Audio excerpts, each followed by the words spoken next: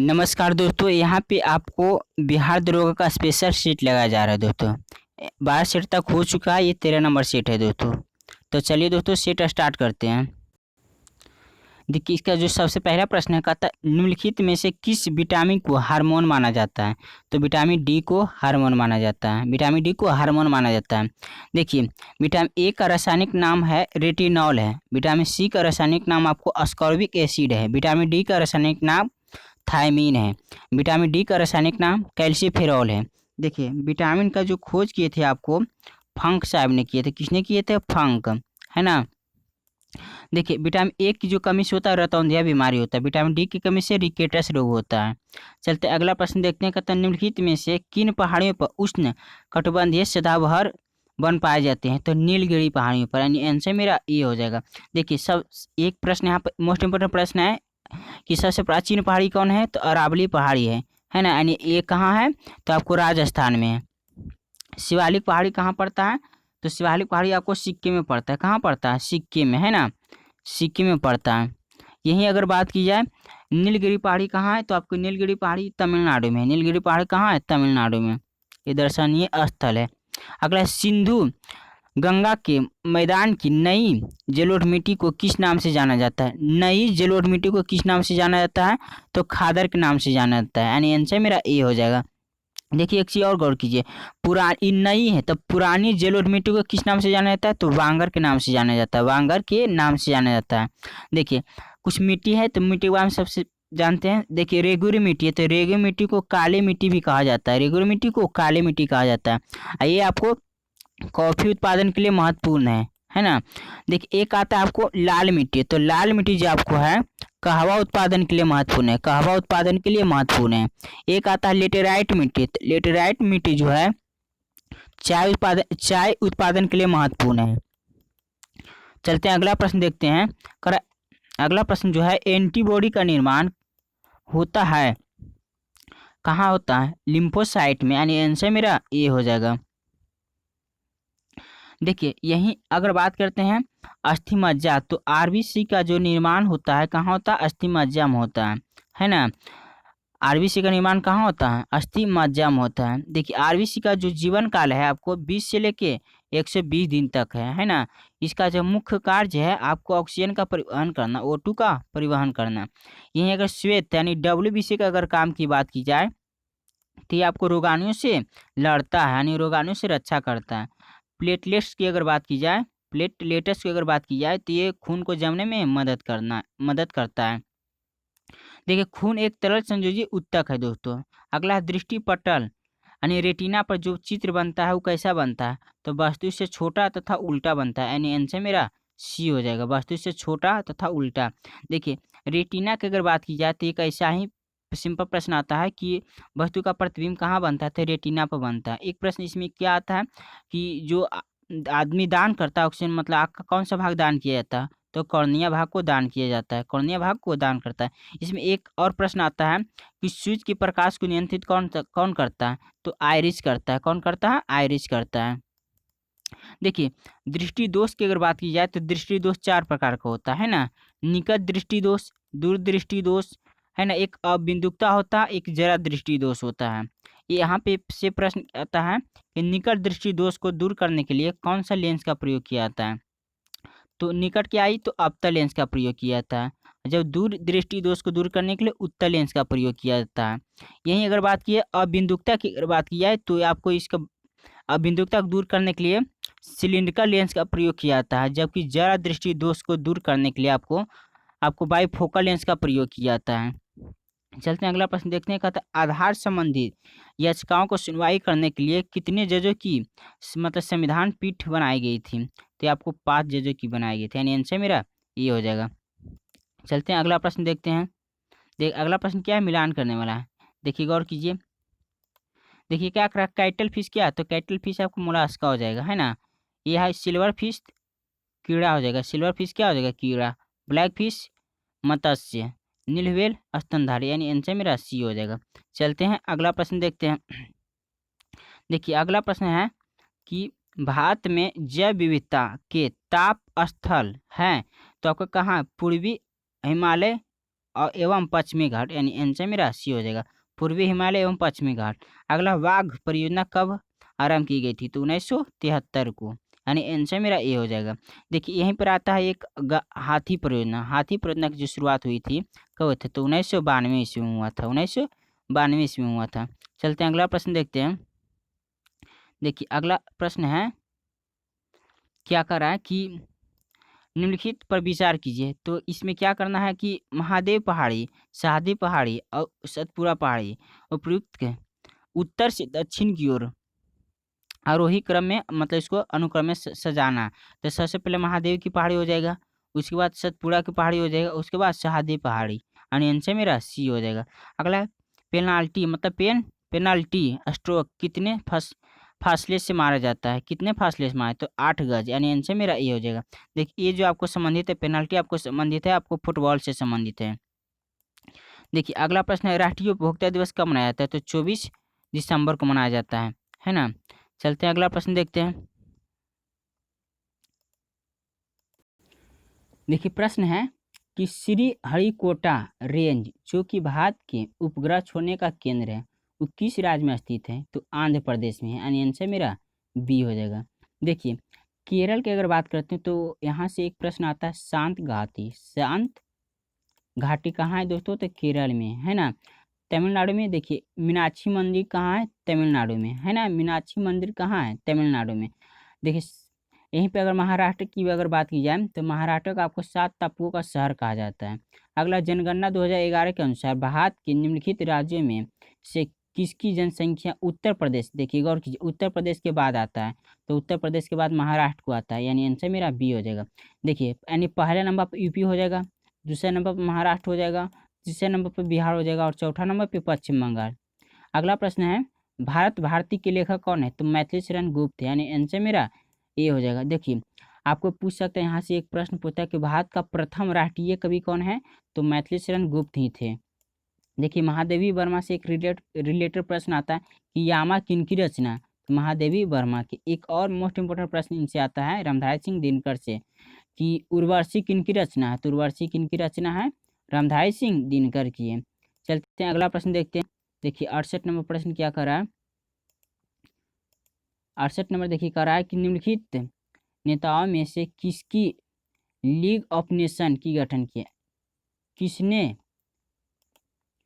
किसने अरे यार क्या हो रहा है? लीग ऑफ नेशन के गठन किसने किया था? वुडरो विल्सन ने किया था, यानी आंसर मेरा कौन हो जाएगा? बी हो जाएगा। इसकी स्थापना जो किया था 1920 ईस्वी में। कब किया था? 1920 ईस्वी में।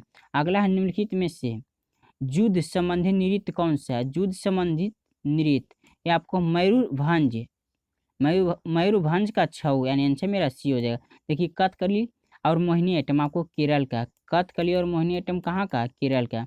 देखिए यही मेघालय की अगर बात की जाए तो बम्बू नृत्य कहाँ का है? मेघालय का। भांगड़ा पंजाब का। अगला, सुविख्यात ठुमरी गायिका गिरिजा देवी का संबंध किससे है? तो बनारस के घराने से, यानी आंसर मेरा ए हो जाएगा। अगला, विश्व बैंक द्वारा दिए जाने वाले ऋणों की अवधि मतलब समानता कितनी वर्ष की होती है? यानी विश्व बैंक जो ऋण देती है वो कितने वर्ष के लिए देती है? तो यानी 5 से लेके 20 वर्ष तक, यानी आंसर मेरा सी हो जाएगा।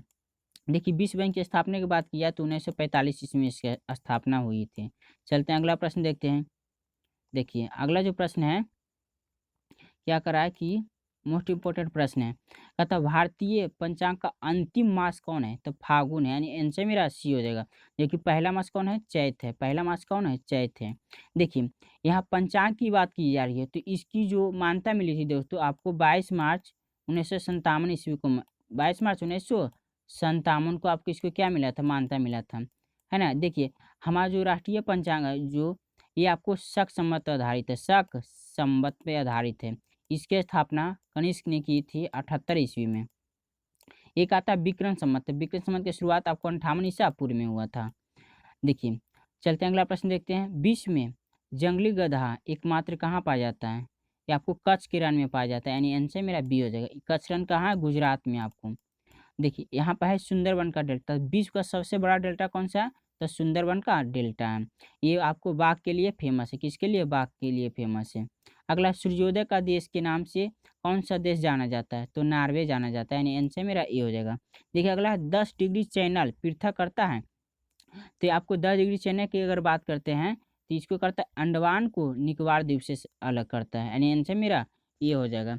देखिए यहीं एक आता है 9 डिग्री, तो 9 डिग्री आपको किसको अलग करता है? 9 डिग्री आपको जो करता है लक्षद्वीप को मिनिकॉय से, लक्षद्वीप को किसको? मिनिकॉय को, है ना। एक आता 8 डिग्री, तो देखिए इसमें 8 डिग्री का है, चलते हैं देखिए गौर कीजिए यहाँ पर ही। ये तो आपके आंसर मेरा कौन होगा? ए हो जाएगा, है ना। ये कौन सा है? 10 डिग्री। 9 डिग्री बता चुके हैं। देखिए 8 डिग्री जो है आपको लक्षद्वीप को मालदीव से, यानी 8 डिग्री को किसको अलग करता है? लक्षद्वीप को मालदीव से, है ना। देखिए 9 डिग्री किसको बताए हैं? 9 डिग्री आपको जो बताए हैं लक्षद्वीप और किसको? मिनिकॉय को, लक्षद्वीप और मिनिकॉय, ये 9 डिग्री अलग करता है। एक है यहाँ पे भारत को श्रीलंका से, तो पाक जल डमरू स्थल अलग करता है ना। अगला, ब्रह्मपुत्र नदी तिब्बत में किस नाम से जानी जाती है? तो सांगपो नाम से जानी जाती है, यानी आंसर मेरा डी हो जाएगा। देखिए यहीं अगर बात करते हैं यहाँ कहाँ? बांग्लादेश में, तो बांग्लादेश में जमुना के नाम से जाना जाता है। किस नाम से जाना जाता है? जमुना के नाम से जाना जाता है। ये जो गंगा है दोस्तों, आपको गंगा का नाम पड़ जाता है, आपको बांग्लादेश में कहाँ क्या पड़ जाता है? पद्मा पड़ जाता है ना। पद्मा के नाम से जाना जाता है। ब्रह्मपुत्र नदी निकलती है कहाँ? तो मानसरोवर झील से निकलती है, मानसरोवर झील से। अगर निम्नलिखित में से किस राज्य को अत्यधिक कुपोषण के आधार पर, देखिए क्या प्रश्न है यहाँ पर, अत्यधिक कुपोषण के आधार पर भारत का इथोपिया कहा जाता है, भारत का इथोपिया कहा जाता है। तो गौर कीजिए, इसको मध्य प्रदेश को कहा जाता है। किसको कहा जाता है? मध्य प्रदेश को कहा जाता है। मध्य प्रदेश से एक मोस्ट इंपोर्टेंट क्वेश्चन आता है कि खजुराहो का मंदिर कहाँ है? खजुराहो का मंदिर कहाँ है? मध्य प्रदेश में है। एक उड़ीसा से भी आता है, जगन्नाथ मंदिर कहाँ है? तो उड़ीसा में है। उड़ीसा कहाँ? पुरी में है ना। अगला है, नेशनल डॉक्टर्स दिवस कब मनाया जाता है? तो 2 जुलाई को मनाया जाता है। कब मनाया जाता है? 2 जुलाई को मनाया जाता है। देखिए 2 जुलाई, यानी नेशनल डॉक्टर्स दिवस कब मनाया जाता है? 2 जुलाई का, यानी आंसर मेरा 2 हो जाएगा। 1 जुलाई से आता है 11 जुलाई को विश्व जनसंख्या दिवस मनाया जाता है। अगला, निम्नलिखित में से कौन, मतलब निम्न में से कौन बिहार की भाषा नहीं है? तो डोगरी, यानी आंसर मेरा सी हो जाएगा। ये कहाँ की है? तो जम्मू कश्मीर की है। मगर कौन कौन भाषा है बिहार की? मैथिली, भोजपुरी, मगही। अगला है, विदेशों में कार्यरत भारतीयों द्वारा अर्जित आय निम्नलिखित में से किसका अंश है? तो ये आपको भारत का शुद्ध घरेलू उत्पाद, यानी आंसर मेरा बी हो जाएगा। चलते हैं अगला प्रश्न देखते हैं। देखिए अगला प्रश्न है, कहता है बिहार विधानसभा के अध्यक्ष एवं उपाध्यक्ष के वेतन तथा भत्तों का निर्धारण किसके द्वारा किया जाता है? तो ये जो किया जाता है राज्य की विधानसभा के द्वारा, यानी आंसर मेरा ए हो जाएगा। देखिए गौर कीजिए, विधानसभा का अगर अध्यक्ष की अगर त्याग देने की बात आई, त्याग पद देने की आई, तो वो देगा उपाध्यक्ष को देगा। किसको देगा? उपाध्यक्ष को देगा। जबकि उपाध्यक्ष किसको देगा? अध्यक्ष को देगा। देखिए अगला प्रश्न है, मुद्रा का कार्य क्या है? तो मुद्रा का कार्य है विनिमय का माध्यम है ना। मूल संचय है, मूल मापन है, यानी उपयुक्त में सभी हो जाएगा। कहता भारत में 100 रुपये के नोट पर किसके हस्ताक्षर होते हैं? तो ये जो हस्ताक्षर होते हैं आरबीआई के गवर्नर के हस्ताक्षर होते हैं, आरबीआई के गवर्नर के हस्ताक्षर होते हैं दोस्तों। देखिए यहाँ आरबीआई की स्थापना की अगर बात की जाए तो 1935 ईस्वी में इसकी स्थापना हुआ था। कब हुआ था? 1935 ईस्वी में इसकी स्थापना हुआ था। वित्त मंत्री अगर बात की जाए तो 280 अनुच्छेद में दोस्तों, 280 अनुच्छेद में 1 रुपये के अगर सिक्के की बात की जाए तो इस पर जो हस्ताक्षर होते हैं वित्त मंत्री के सचिव के हस्ताक्षर होते हैं। यानी इस प्रकार से मेरा आंसर जो इसमें आपको हो जाएगा डी हो जाएगा। क्या हो जाएगा? डी हो जाएगा। ये आंसर हो जाएगा मेरा डी हो जाएगा। अगला जो प्रश्न है, निम्नलिखित में से आंसर कौन हुआ इसमें? डी। निम्नलिखित में से कौन सा सूफी सिलसिला बिहार में सर्वाधिक महत्वपूर्ण रहा? तो फिरदौसी दूत, यानी आंसर मेरा बी हो जाएगा। अगला, भारत में किस अनाज का सर्वाधिक उत्पादन होता है?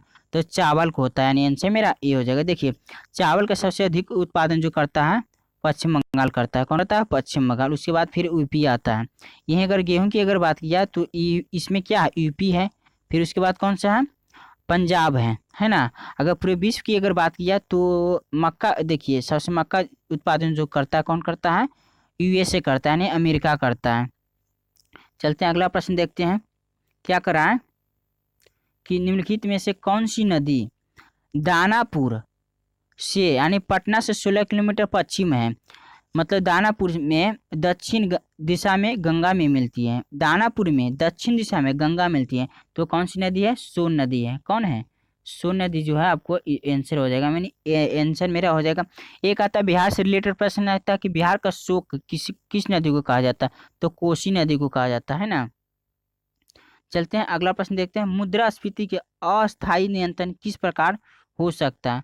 तो किस प्रकार से होता है? तो मुद्रा पूर्ति को वृद्धि करके, यानी आंसर मेरा सी हो जाएगा, यानी मुद्रा पूर्ति को वृद्धि कर रोका जा सकता है। अगला, किस पंचवर्षीय योजना में किस पंचवर्षीय योजना में कृषि विकास पर जोर दिया गया था दोस्तों? तो आपको हो जाएगा तृतीय पंचवर्षीय योजना में। प्रश्न पहले समझिए, कहता है किस पंचवर्षीय योजना में कृषिगत विकास की दर ऋणात्मक रही थी? ये आपकी तृतीय पंचवर्षीय योजना हो जाएगा, यानी आंसर मेरा डी हो जाएगा। देखिए सभी के बारे में जानते हैं। पहली अगर पंचवर्षीय योजना की बात किया तो इसका जो पीरियड था 1951 से 56 तक था। दूसरी पंचवर्षीय योजना की बात किया तो 1956 से 61 तक। तीसरी पंचवर्षीय योजना की बात किया तो 61 से 66 तक। देखिए एक प्रश्न इसमें आता है कि मतलब किस पंचवर्षीय योजना को, मतलब किस पंचवर्षीय योजना में आपको जो है गरीबी हटाओ का नारा दिया गया था? तो पंचमी पंचवर्षीय योजना में दिया गया था। अवकाश छुट्टी की बात की जाए तो तीसरी पंचवर्षीय योजना के बाद जो होता 66 67 मतलब 67 68 69 तक अवकाश रहा था दोस्तों। अगला, निम्नलिखित में से किस एक्ट को जवाहरलाल नेहरू द्वारा दास्ता का मतलब, देखिए कहा था जवाहरलाल नेहरू द्वारा दास्ता का मतलब कह रहा है चैप्टर ऑफ स्लेवरी कहा गया था। तो आपको 1935 को कहा गया था, यानी आंसर मेरा बी हो जाएगा। देखिए क्या कहा था इसमें, छपा हुआ था प्रश्न था, दास्ता का चार्टर कहा गया था। तो किसको कहा था? 1935 के कहा गया था। देखिए यहाँ से एक चीज समझिए पहले, क्या कहता है रेगुलेटिंग एक्ट कब आया था? 1773 ईस्वी में। पिट्स इंडिया एक्ट 1784 ईस्वी में आया था। यहीं अगर गवर्नर ऑफ इंडिया की बात की है तो 1979 ईस्वी में। 1979 ईस्वी में ही आपको पारित हुआ था, रोलेक्ट एक्ट पारित हुआ था दोस्तों। चलते हैं अगला प्रश्न देखते हैं। देखिए प्रश्न है दोस्तों कि 2026 में शीतकालीन ओलंपिक खेलों का आयोजन किस देश में होगा दोस्तों? तो ये आपको कहाँ होगा? इटली में होगा। कहाँ होगा? इटली में। आंसर मेरा बी हो जाएगा। देखिए अगला प्रश्न है, अगला प्रश्न क्या है कि बाल विवाह दहेज और लिंग असमानता के खिलाफ लड़ने के उद्देश्य से बिहार सरकार द्वारा मोबाइल एप्लीकेशन को लॉन्च किया गया, वो था बंधन तोड़, यानी आंसर मेरा ए हो जाएगा। अगला, भारतीय राष्ट्रीय कांग्रेस ने 26 जनवरी को प्रथम स्वाधीनता दिवस कब मनाया था? तो 1930 को, यानी आंसर मेरा कौन होएगा? सी हो जाएगा। देखिए 1920 ईस्वी में आपको असहयोग आंदोलन आया था दोस्तों, 1 अगस्त 1920 ईस्वी से शुरू हुआ था। 1925 ईस्वी में आपको क्या हुआ था? काकोरी हत्याकांड हुआ था। 1947 ईस्वी में आपका अपना देश आजाद हुआ था। चलते हैं अगला प्रश्न देखते हैं। कंप्यूटर बोल रहा है, अगला मोस्ट इंपोर्टेंट प्रश्न है, क्या कर रहा है कि एक कंप्यूटर क्रमादेश समूह है, तो ये आपको कौन सा है? तो आपको हो जाएगा, आपको इसमें आंसर हो जाएगा आपको अनुदेशों का मतलब हो जाएगा, अनुदेशों का हो जाएगा। ये आंसर मेरा क्या हो जाएगा? सी हो जाएगा। देखिए क्या कर रहा है ना, क्रमादेश समूह है तो अनुदेशों का। गौर कीजिए कंप्यूटर को, जो आधुनिक कंप्यूटर मतलब अगर बात की जाए तो आधुनिक कंप्यूटर की हुआ था 1946 ईस्वी में, इसका निर्माण हुआ था। आधुनिक कंप्यूटर का निर्माण 1946 ईस्वी में हुआ था, परंतु कंप्यूटर के क्षेत्र में महान क्रांति जो आया था आपको 1960 ईस्वी में आया था, है ना। कंप्यूटर का जनक चार्ल्स बेबेज को कहा जाता है। चलते हैं अगला, सबका साथ सबका विकास, सबका साथ सबका विकास, ये पुस्तक किसने लिखा था दोस्तों? तो आपको नरेंद्र मोदी, यानी भारत का प्रधानमंत्री नरेंद्र मोदी ने लिखा था, यानी आंसर मेरा सी हो जाएगा। एक और किताब इनका है एग्जाम बैरियर्स, किसने लिखा था? नरेंद्र मोदी ने लिखे थे दोस्तों। अगला, सूफिया कलाम जो एक प्रकार का भक्ति संगीत है, विशिष्टा है, तो सूफिया कलाम की अगर बात की जा रही है तो सूफिया कलाम जो हो जाएगा जम्मू कश्मीर से, यानी कश्मीर हो जाएगा, यानी आंसर मेरा सी हो जाएगा दोस्तों। चलते हैं अगला प्रश्न देखते हैं। सिंधु सभ्यता की अगर बात कर रहे हैं तो सिंधु सभ्यता की सबसे महत्वपूर्ण वृक्ष कौन सा है? तो सिंधु सभ्यता का सबसे महत्वपूर्ण वृक्ष जो आपको था पीपल था। कौन था? पीपल, है ना। आंसर मेरा डी हो जाएगा। देखिए गौर कीजिए, सिंधु सभ्यता की खोज जो किया था 1921 ईस्वी में, 1921 ईस्वी में दयाराम साहनी ने की थी, दयाराम साहनी ने किए थे। देखिए यहाँ आम को अगर बात किए तो भारत का राष्ट्रीय फल आम है। नीम क्या है दोस्तों? नीम एक औषधीय पौधा है। अगला है जेरूसलम किन लोगों का तीर्थ स्थल है? तो ईसाइयों का है, मुस्लिमों का है, अयोध्या, यानी तीनों का है। आंसर मेरा डी हो जाएगा। देखिए ईसाई अगर धर्म की बात की जाए तो इनका पवित्र ग्रंथ बाइबिल है। यहीं अगर मुस्लिम धर्म की बात की जाए तो कुरान है। यहीं अगर यहूदी की अगर बात की जाए तो इनका जो है ओल्ड टेस्टा है। ओल्ड इनका जो पुराना है न्यू ओल्ड टेस्टामेंट है। न्यू ओल्ड टेस्टामेंट किनके? यहूदी का पुस्तक है दोस्तों। देखिए अगला प्रश्न है, फोर्ट विलियम कॉलेज की स्थापना कहाँ हुआ था? तो कलकत्ता में हुआ था, यानी आंसर मेरा सी हो जाएगा। इसकी स्थापना 1802 ईस्वी में हुआ था। कब हुआ था? 1802 ईस्वी में हुआ था।